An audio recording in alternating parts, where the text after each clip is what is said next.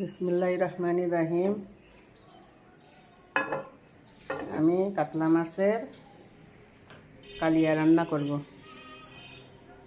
মাছগুলো ভেজে নেব। আমি লবণ, হলুদ, শুকনো ঝালের গুঁড়া, একটু সরষের তেল দিয়ে মাখিয়ে রেখেছিলাম।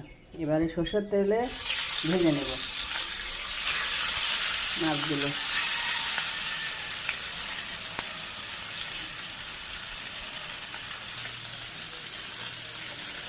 মাছগুলো আমি একটু এরকম হালকা লাল লাল করে ভেজে নেব।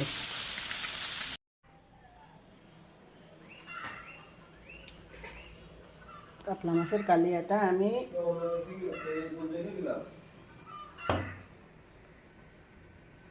সরষের তেল দিয়ে রান্না করব। আমি গোটা তেজপাতা আর এলাচ দিয়ে দিলাম। এবার আমি পেস্ট করে রাখা কাঁচা ঝাল, রসুন, আদা, সামান্য কটা সর্ষে, একটু গোলমরিচের গুঁড়া, রসুন, এইগুলো সব পেস্ট করে রেখেছিলাম। এগুলো দিয়ে দেবো।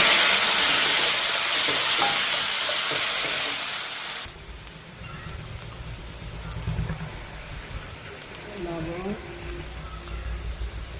হলুদ, একটু ঝালের গুঁড়া। মশলাটা ভাজা হয়ে গেছে, উতরে দিয়েছে মশলা থেকে। আমি এবার একটু ঝোলের পানি দিয়ে দিচ্ছি।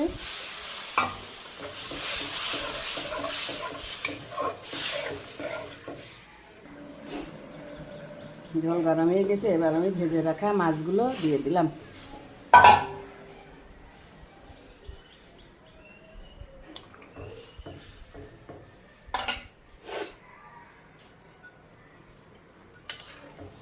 মাছগুলো লাল লাল করে ভেজে নিয়েছি। রাসূল সাল্লাল্লাহু আলাইহি সাল্লাম বলেন, সত্য মানুষকে পুণ্যের দিকে নিয়ে যায় আর পুণ্য মানুষকে জান্নাতের দিকে নিয়ে যায়। সহিহ বুখারী।